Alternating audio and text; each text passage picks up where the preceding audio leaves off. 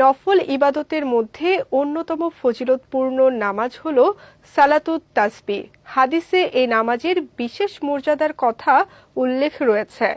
মহানবী হযরত মুহাম্মদ সাল্লাল্লাহু আলাইহি ওয়াসাল্লাম উম্মতকে জীবনে অন্তত একবার হলেও এই নামাজ আদায়ের পরামর্শ দিয়েছেন, যা গুনাহ মাফের একটি গুরুত্বপূর্ণ আমল হিসেবে বিবেচিত। বিস্তারিত ডেস্ক রিপোর্টে।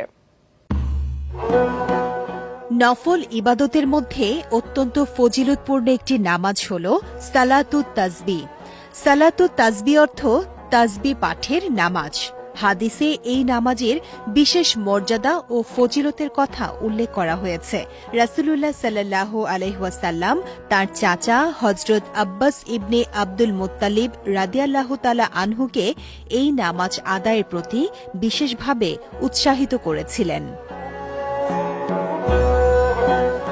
হযরত আব্দুল্লাহ ইবনে আব্বাস রাদিয়াল্লাহু তাআলা আনহু বর্ণনা করেন, একদিন রাসূলুল্লাহ সাল্লাল্লাহু আলাইহি ওয়াসাল্লাম তার চাচাকে বলেন, তিনি এমন একটি আমলের কথা জানাবেন যার মাধ্যমে আল্লাহ তাআলা অতীত ও ভবিষ্যতের নতুন ও পুরনো, ইচ্ছাকৃত ও অনিচ্ছাকৃত, ছোট ও বড় সব ধরনের গুনাহ ক্ষমা করে দিতে পারেন।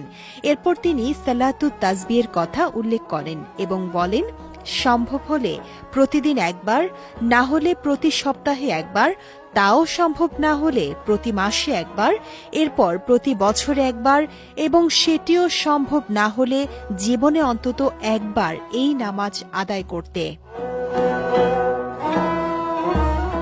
এই নামাজে যে তাসবিহ পাঠ করতে হয় তা হল সুবহানাল্লাহি ওয়ালহামদুলিল্লাহি ওয়ালা ইলাহা ইল্লাল্লাহু ওয়াল্লাহু আকবার। এর অর্থ, আল্লাহ পবিত্র, সব প্রশংসা আল্লাহর জন্য, আল্লাহ ছাড়া কোনো উপাস্য নেই এবং আল্লাহ সর্বশ্রেষ্ঠ।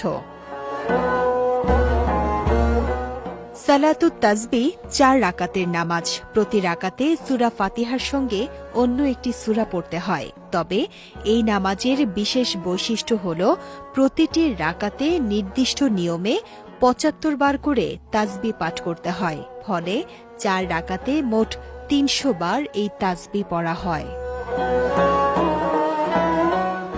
নামাজে কেরাত শেষ করে 15 বার, রুকুতে 10 বার, রুকু থেকে উঠে 10 বার, প্রথম সিজদায় 10 বার, 2 সিজদার মাঝখানে 10 বার, দ্বিতীয় সিজদায় 10 বার এবং সিজদা থেকে উঠে 10 বার তাসবিহ পাঠ করতে হয়।